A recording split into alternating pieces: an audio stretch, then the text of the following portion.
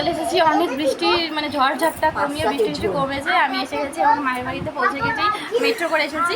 তো মা আজকে কী কী রান্না করেছে সেটা আমি তোমার সাথে শেয়ার করছি। বেশি কিছু রান্না করি না, আমি মাকে বলছি অল্প অল্প রান্না করো, বাট যে কটা রান্না করেছে সব কটা আমার ফেভারিট। তো আমি তোমাদের সাথে রান্না করে শেয়ার। মা কী কী রান্না করেছো তুমি আজকে?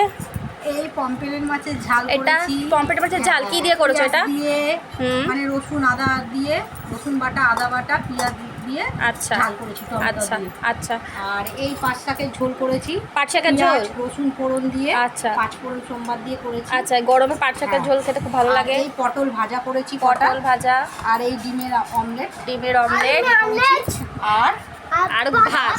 ভাতের মধ্যে উচ্ছে ভাতে দিয়েছো কেন?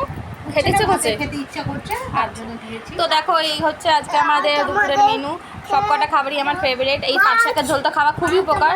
আমি ছেলেকে পাট শাকের ঝোলটা দিয়ে ভাত খাওয়াবো আর একটু ওই মাছ বা ডিম ভাজা দিয়ে খাওয়াবো।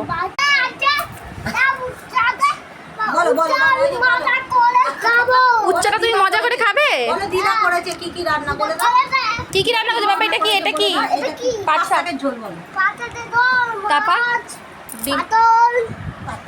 ডিম ভাজা, ভাত, উচ্চ সিদ্ধ। কে রান্না করেছে এগুলো? কে রান্না করেছে এগুলো? আচ্ছা বলো, কে রান্না করেছে এগুলো সব? তোমার দিদা। ইয়ে, হাততালি দাও। তোমরা কি সব খাবে তো? আচ্ছা, এগুলো রান্না করেছে। তারপরে আবার আমও আছে। আমটা দেখি, আমটা দেখি দাও। আমও কিনেছে।